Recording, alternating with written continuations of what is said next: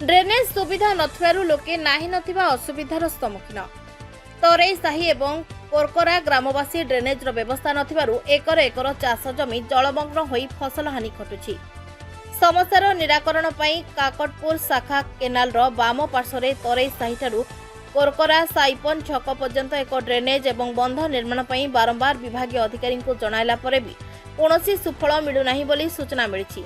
ग्रामवासी सरपंच जरिया विभागीय अधिकारी को एक दाबी पत्र देइतिले मध्य ग्रामवासी माने किछि एजाबत सुफल पाई पार नाहंती।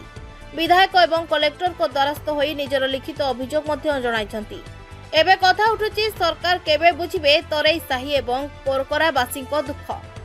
24 वर्षर सरकार रे जनसाधारण को दुख मेंटी नथिबा बेले एबे जनसाधारण मोहन सरकार को ऊपर किछि मात्रा रे आस्था प्रकट करिसंती।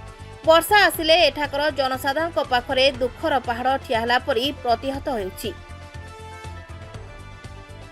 आपण परिचय आज्ञा मो ना कहूँ गौरांग बेहरा। आम घर हूँ कोरकोरा पोस्ट ब्राह्मणदा जिला कटक।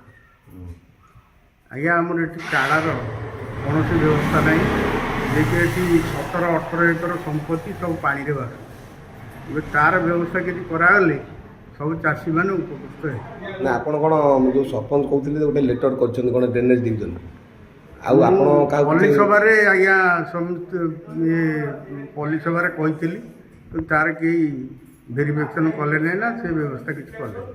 केते एकर जगह ये माने जलमग्न हो वर्षा दिने वर्षा दिन आज्ञा हाराहारी 17-18 एकर कि 20 एकर हम जलमग्न से धान पकईले भी हो अजस्र पैसा खर्च कर लोक बर्बाद होसन से बिल सब पड़िया पड़े। अच्छा गाँ गंडार पानी ता द्वारा गाँ गंडा रास्ता घाट से पानी कौन प्रकार असुविधा करुछि? हाँ आज्ञा आ गोटे कथा ये आम बीच विशाल घर पाखे गोटे सोट थिला से सोटटी आमर सुहानगिरी साही जो गाँव में आम अच्छु जो वर्षा पानी आसूची से वर्षा पानी ने आम जलमग्न रोच से सोटटी फिटी पारुना से व्यवस्था कल्याणु से जो घर वाला जी सी कौन करना सी बाट छाड़ू ना ये सोट पड़ पार ना यहाँ मो जगह मु सोट छाड़ी ना सीटा सी भी पोतीदेले ढल आम बहुत यहाँ असुविधा अनुभव कर। मोटामोटी आपणकर आपण सब सरपंच विभागीय अधिकारी सब जन आज्ञा सरपंच जन जो बया सरपंच से जन ये सरपंच जन आज जनतु आपण परिचय देबे। आम ग्राम कोरकोरा मो अक्षय कुमार दलाई।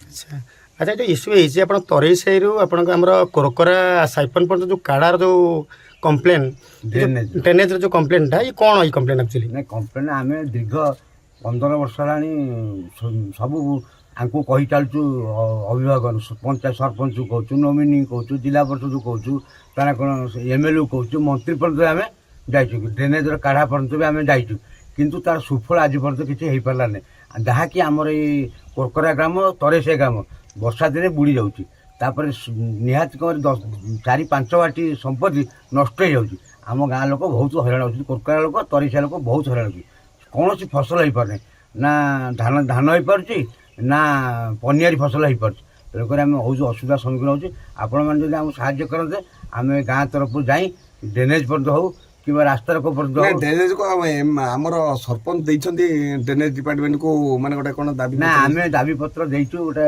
ड्रेनेज डिपार्टमेंट रे आपण विभागीय अधिकारी मानक सब कहिछन्ती आ एमएलए कहिछन्ती एमएलए डाकिबी ताम कहिछन्ती से कहिछन्ती एथर ड्रेनेज काम करिए बोली केबे सुधा ड्रेनेज काम हो कहिछन्ती तो कोन हो हम केम जान टेंडर हेले से हम जानियो किंतु आपणकर मांग होची वर्षा दिन पूर्व जदि ये कार्यक्रम हो जाए ताला आम ग्रामवासी माने सब उपकृत हेबे जदि न होते आम आपण संगे समय लड़ाई करिया जो जो जाय दरकार पड़े माने आपण राजरास्ता उठे ओलिया पे भी रेडी अछन 50 100 200 300 लोक स्त्री लोक फिलोक नै समस्त के जीव हम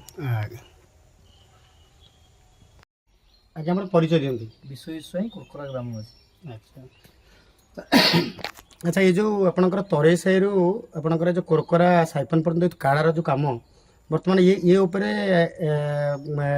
ग्रामवासी मैंने आप मिलित हिसाब से लिखित अभियोग देते एमएलए को आप जल संपद विभाग को आज पर्यंत तार कार्यक्रम कौन प्रोसीड होता तो आम 2 वर्ष तले भी ड्रेनेज डिपार्टमेंट एसडीओ आसी देखी जाते कि कार्यक्रम किसी करना विगत 2-3 दिन तले मु कलेक्टर को ग्रीवेंस एक देइछि ए विषय काम करने तरेई साही କୋରକୋରା ସାଇପିନ୍ ପର୍ଯ୍ୟନ୍ତ କାମ ହେବା ପାଇଁ ଏପର୍ଯ୍ୟନ୍ତ କିନ୍ତୁ କଲେକ୍ଟର ସାର୍ କହିଛନ୍ତି କି ସେ ଆଜି ଭିଜିଟ୍ କରିବେ ବୋଲି ତାଙ୍କର ଡ୍ରେନେଜ୍ ଡିପାର୍ଟମେଣ୍ଟ ତରଫରୁ।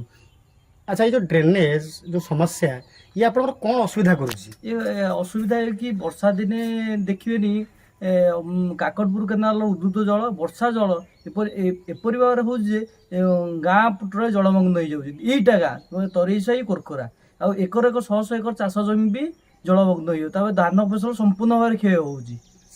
ଆପଣ ସରପଞ୍ଚକୁ ଜଣେଇଥିଲେ? ସରପଞ୍ଚ ବି ଜଣେଇଛୁ, ସରପଞ୍ଚ ବି ଆର ବର୍ଷ ବି ଜାଣିଥିଲେ।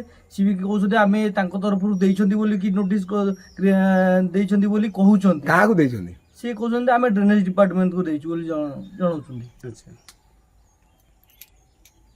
ଆଚ୍ଛା, ଆଗାମୀ ଦିନରେ ସପୋଜ ଯଦି ଏଇ ଯେଉଁ ଜଳମଗ୍ନ ସକାଶେ ଆପଣଙ୍କର ଗୁଡ଼ାଏ ଶହ ଶହ ଏକର ଜମି ନଷ୍ଟ ହେଉଛି, ଆପଣଙ୍କର କ'ଣ ରହିବ ଆଭିମୁଖ୍ୟ କ'ଣ?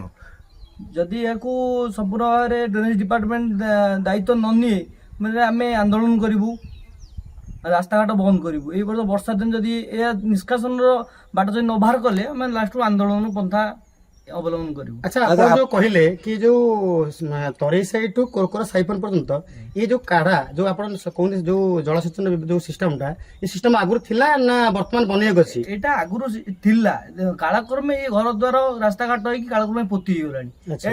ଜଳସେଚନ ବିଭାଗ ଅଧୀନରେ ଅଛି କିନ୍ତୁ ଏହାର ପୁନରୁଦ୍ଧାର ସେ କରିବାକୁ ଚାହୁଁନାହାନ୍ତି। ତାହେଲେ ଜଳସେଚନ ବିଭାଗକୁ ଆପଣ ଲେଟର ବି ଦେଇଛନ୍ତି? ଆଜ୍ଞା, ଲିଖିତ ଭାବରେ ଦେଇଛୁ। ଲିଖିତ ଅଭିଯୋଗ ଦେଇଛନ୍ତି? ଆଜ୍ଞା।